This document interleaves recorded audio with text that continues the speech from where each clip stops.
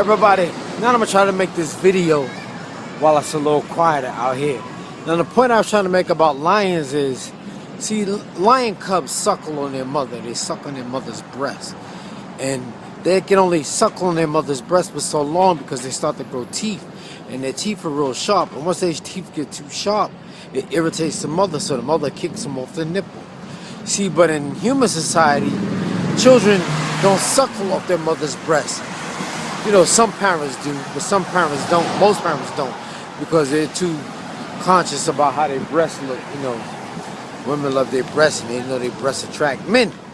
But they usually, babies are bottle fed here in America. And the thing is, like, but you know, like babies carry bottles too long, and this is why a lot of babies, you know, their teeth get rotted because their parents don't know when to take away the bottle, or their parents put like juices and Kool-Aid in the bottle, and the bottle sits on the baby teeth and it rots the enamel off the baby's teeth. So at a certain age, a bottle should be taken away from a child, but parents give the bottle to the children because it keeps the children quiet and it's comforting to the child, you know. But in the wild, lions don't do that. So after a certain age, they kick their cubs off the titty, off the nipple. And like I was saying before, when the female cubs stay in the pride, but the male cubs got to get out the pride. They got to get out. And that's how it is in the hood and the projects and shit. You know, parents hold on to their children too long. And they don't, like I said, they don't teach them shit. They sit them in front of the TV. Like I said before, why do you teach your child how to walk and talk, and then you tell them to sit down and shut up all day? What was the point of you teaching them how to walk and talk and sitting them in front of the television and shit, and then you asking them, where'd you learn this from? Where'd you learn that from? You know, he learned it from you, ma. The mother's the child's first teacher. You know, he's learning from the example.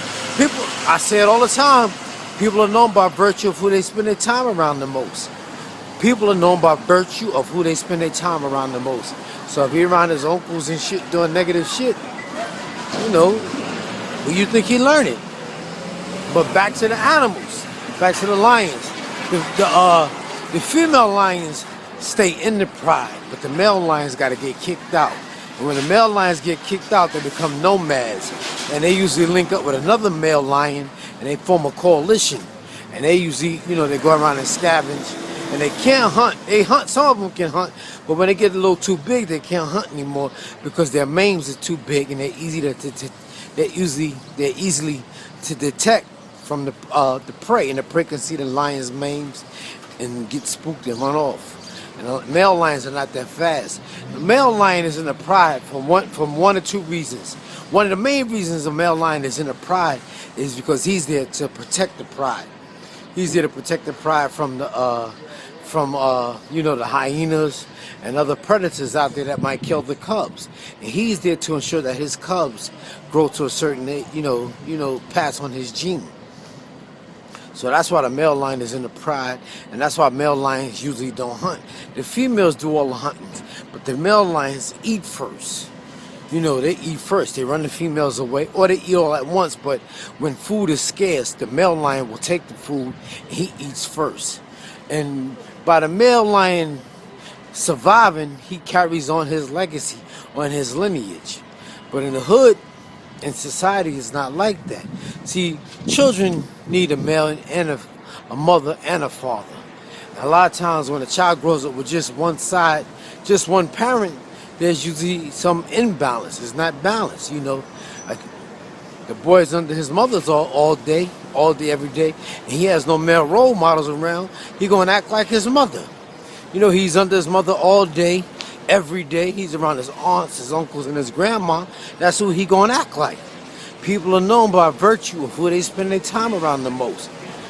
That's all it is. A boy under his mother all day, he gonna act like his mother. He under his aunt all day, he gonna act like his aunt. You know, back to it is what it is. I say it all the time. And in the projects or in the hood, you can't kick your children out. And that's mother's love. That's just a mother. She's doing what comes natural. She loves her children, and she ain't gonna kick them out. She gonna hold on to them kids forever. You know, I'm 46 years old. If I wanted to go home and live with my mother right now, she would let me come in.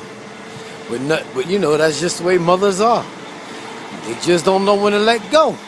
But if there was a man in the house, your father ain't gonna let you stay in the house and sleep on the couch and eat big bowls of cereal all day.